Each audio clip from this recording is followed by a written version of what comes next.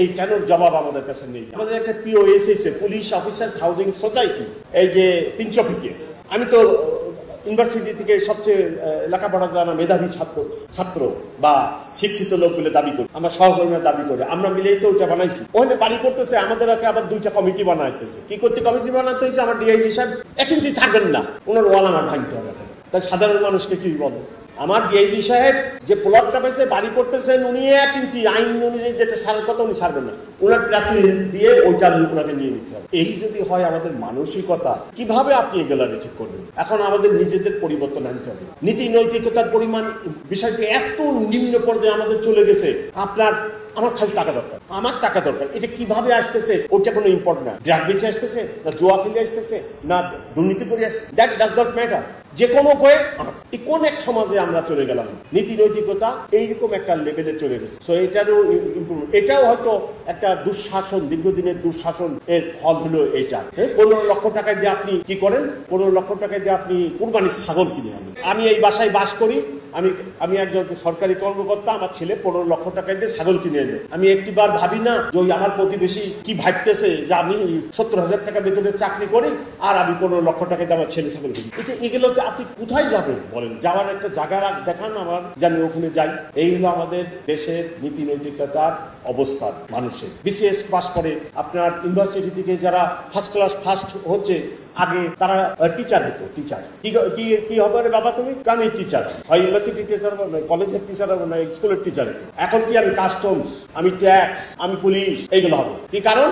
আপনারা তো সহজেই বুঝতেছেন কারণ। এই মেন্টালিটি যদি হয় তাহলে আপনি আমাদের বলেন এই সামাজিক পরিবর্তনটা কে আনবে? তবে আমার পার্সোনাল ওপিনিয়ন, ব্যক্তিগত ওপিনিয়ন, এই পরিবর্তন আনতে হবে পলিটিশিয়ানদের। It's not the job of the police commissioner. এই কাজ পলিটিশিয়ানদের। ওনারা কিভাবে এইসব পরিবর্তন আনবেন, ওনারা মাথা ঘামান। আমাদের কাজ এটা না। ওনারা হলো একটা বাসের ড্রাইভার আর আমরা হলাম প্যাসেঞ্জার। এখন উনি গাড়ি চালায়, বাসটা চালায়, যেখানে নিয়ে যায় আমাকে তো ওইখানেই যেতে হবে। তা আমি প্যাসেঞ্জার হিসেবে তো আর এই গাড়ি ইচ্ছা মতো যেখানে খুশি নিতে পারবো না। পলিটিশিয়ানস আর দি কি বলে ড্রাইভিং সিটে, আপনার ড্রাইভিং সিটে, আর আমি প্যাসেঞ্জার। এখন আপনি যেখানে নিয়ে যাবেন, নরকে নিলে আমাকে নরকেই যেতে হচ্ছে। সো এই যে সামাজিক পরিবর্তন, এই যে এত কিছু, সব দায়িত্ব আলটিমেটলি দিন শেষে পলিটিশিয়ানদের ঘাড়ে। ওনারা চিন্তা ভাবনা করুক, ওনারা বাস্তবধর্মী সিদ্ধান্ত নিন, ওনাদের এই দায়িত্ব নিতে হবে, পালন করতে হবে, অন্যদের নয়। সকলকে অনেক ধন্যবাদ। দীর্ঘ বক্তৃতা দিলাম এবং অনেককে আমি বক্তৃতা দেওয়া থেকে বঞ্চিত করলাম, তার জন্য আমি দুঃখিত। তবে আমি ওয়ান্স এগেন আমি অত্যন্ত দুঃখিত, আমার সহকর্মীরা অত্যন্ত দুঃখিত। আমরা অত্যন্ত মর্মাহত জুলাই আগস্টের ঘটনা নিয়ে। আমরা কেন এই কাজ করতে গেলাম? কেন আমি এদেশের মানুষের বুকে গুলি চালাবো? কেন? এই কেন জবাব আমাদের কাছে নেই। আমরা খুব অনুতপ্ত, ক্ষমা প্রার্থী আপনাদের কাছে। আমরা এই কাজ করতে চাই না। আর পলিটিশিয়ানরাও যেন আমাদেরকে এইভাবে আর ব্যবহার করে, আমরা ব্যবহৃত হতে চাই না। আপনারা ভালো থাকবেন, আপনারা থানার সেবা নিবেন। আমার ওসিকে যা বলার আমি অলরেডি মেসেজ দেওয়া আছে।